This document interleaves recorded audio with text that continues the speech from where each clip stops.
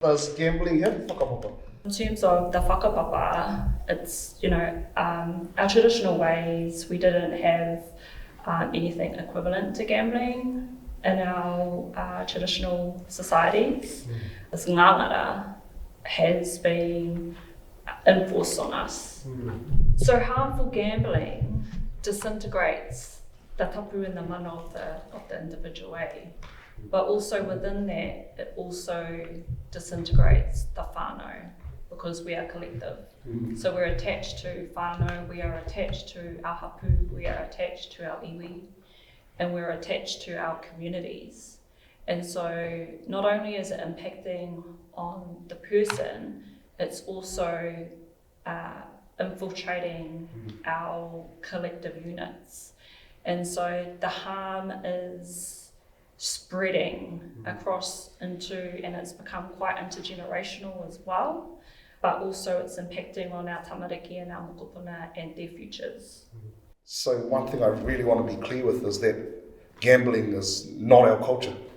We have no history of gambling, but for our people, the whakapapa of gambling actually harkens back to the displacement of our people. Colonisation is one of the biggest things that really hammered us as a people, which then brought on displacement, disenfranchised us from our way of living, our way of being, our whenua, which also brought about hardship and poverty.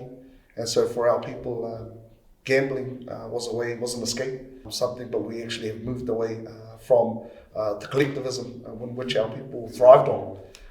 And individualism then stepped in, and that's where a lot of our people turn to gaining and wanting more as an individual, as opposed to working together and being together and working for the greater good of the community, of the collective.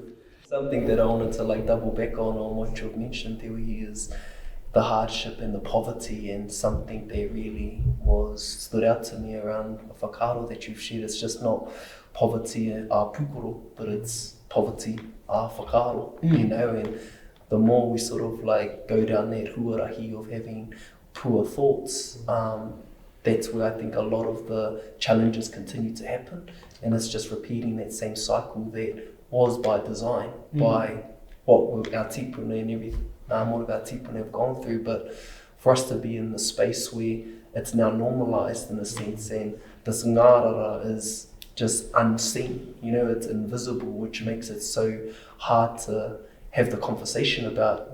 When you spoke about the poverty of the whakaaro, and I'd like to go back to a kōrero of kini I haka, nā puhi I roto I tana haka, ka naro aku whenua, ka naro aku tika, mā tautau ana te aroha, mōmona ana te iwi whairawa, tūpuhi ana te iwi rawa kore.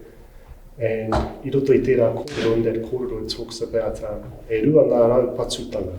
There are two confiscations, and the confiscation tuatahi that eroded our value system and our communal collective structure, because our value system was for the collective. It was actually a transgression to do things for self-gain in our traditional value system, and you were reprimanded and corrected for that and put back into community with love and with tikana, and it was done properly. In a sense that brought you back and reintegrated you back into being correct, but you would be reprimanded to correct the action and then you'd be reintegrated properly. Ko te wāhana tuatahi ki te tano ki te muru I tērā ina ia tātou, ko te muru I te whenua. So the first part was the confiscating of the land, and then the institution that they used to systematically do that was the Māori Land Court. So the introduction of the Māori Land Court individualised us into individual shares, which was a concept that was completely foreign and goes against our value system. But we were put into a state of desperation because land was getting confiscated everywhere. And they put time frames on the time that we needed to turn up to court and fight and put our case forward.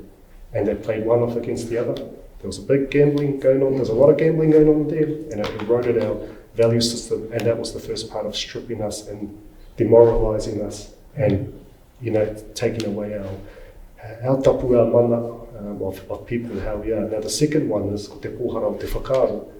Ka naro aku whenua, ka naro aku tika. Ko o tikana tērā. Ka haere tahi ko te tikana me te reo, and within that is the core, the mana, the tapu of your value system, who you are as a people. it's within your tikana and how you practice and how you look after your toiora, your overall being for the collective. So the taking away of that is the second part there where we have puhara whakaaro. And I know that there's something about me reclaiming my reo and my tikana has given me the strength and the power to see these ngangara and to be able to kaupare and to be able to put them in their place and see them for what they are.